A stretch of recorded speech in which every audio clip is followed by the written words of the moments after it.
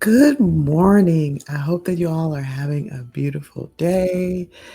Welcome to the Leadership Pro podcast, where fairness meets leadership and wellness meets purpose. I'm Dr. Wilhelmina, and today we're diving into a conversation that every leader needs to hear: how burnout shows up in you, not just your team.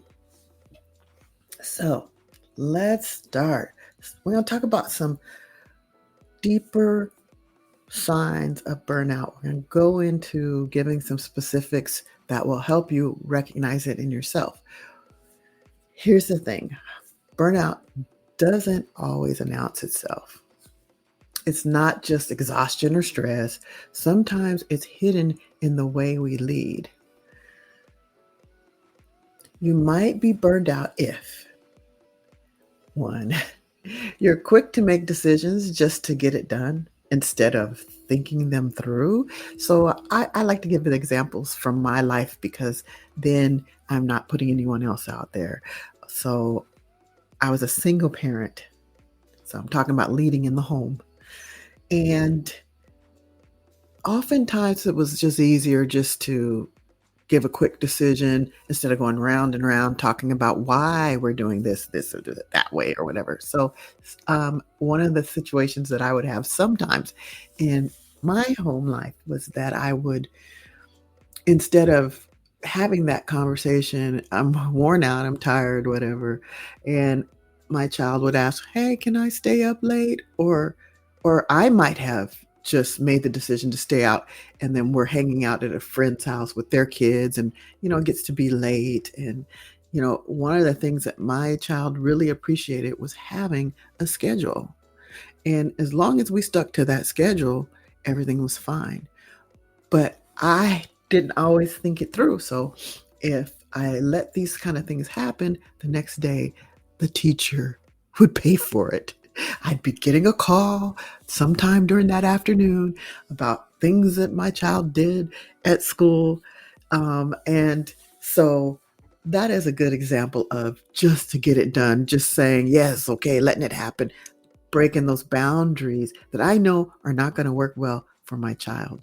So I'm talking about leaders in the home, in the community, or at work. So these items can show burnout in any of the areas, but that situation was about home. So another one, you start seeing your employees as tasks instead of people. So I'm sure you can get what that means. You're just worrying about them getting things done, not so much about their wellness. You feel irritated by the same feedback you once encouraged. So it's the do as I say, not as I do kind of thing to get through your day and not have the conversation. Or maybe your calendar is full. Maybe you're working in the community, but your purpose feels empty. Maybe you got on all these committees with your community work and you're just stretched out too thin, and you're not feeling good about it. It's not meeting its purpose, and you're feeling empty. It's helping people, but you're not taking care of yourself. These are small cracks in the surface, but they tell a big story. Leaders often operate on autopilot. So you're high performing, high achieving, high expecting until the body and the mind start whispering, slow down. So let's talk about work-life imbalance, because a lot of times it's disguised as dedication. We love to call it dedication, but sometimes it's imbalance disguises that disguised as it's imbalance disguised as dedication. So if you find yourself saying, "I'll rest after the deadline. My team needs me more than I need a break," that's not leadership. That's depletion. Overworking sends a silent message to your direct reports.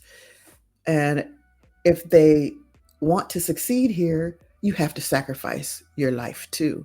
I can remember I had a supervisor, and I loved this supervisor because he was available to everybody anytime. So he was good about giving his phone number out to everybody. in the organization. Didn't matter. Rank didn't matter. Situation didn't matter. His number was there. So very available, which was kind and it was nice. But at the same time, his wellness suffers from that.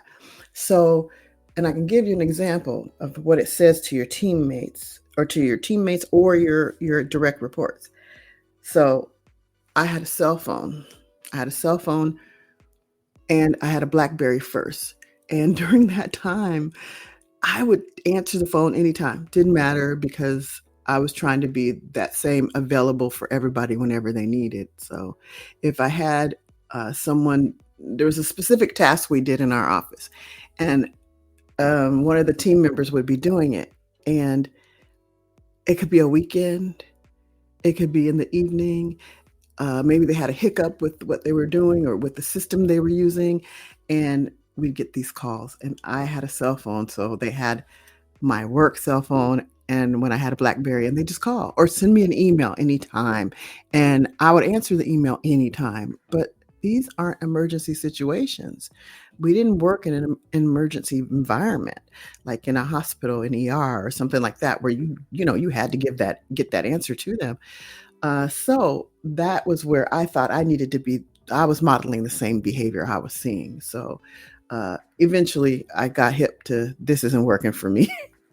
And I gave the phone back, and I was just available during duty hours and to my supervisor if they needed me anytime they could call. So that's how it spreads through the organization.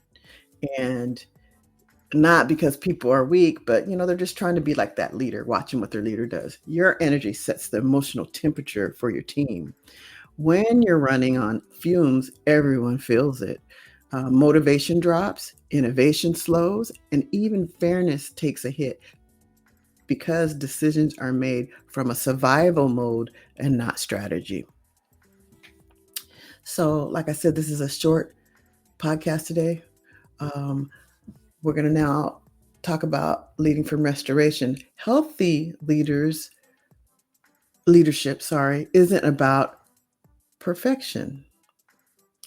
It's about consistent restoration. So ask yourself, when's the last time I felt joy in my work? Do you have boundaries that protect your peace? So clearly, when I was answering that phone or emails at any time, didn't matter because I could hear the phone ring in the middle of the night even. And for that organization, we were all over the region. So sometimes we were in different area codes. So it would be maybe later or earlier, but I would pick it up. So it wasn't protecting my peace. I'm being woke up or in the middle of doing something with family and getting a call. It just wasn't protecting me. Are you modeling wellness as much as you model work ethic? That's important. So ask yourself those 3 questions. Taking a pause doesn't make you less a leader. It makes you a sustainable leader.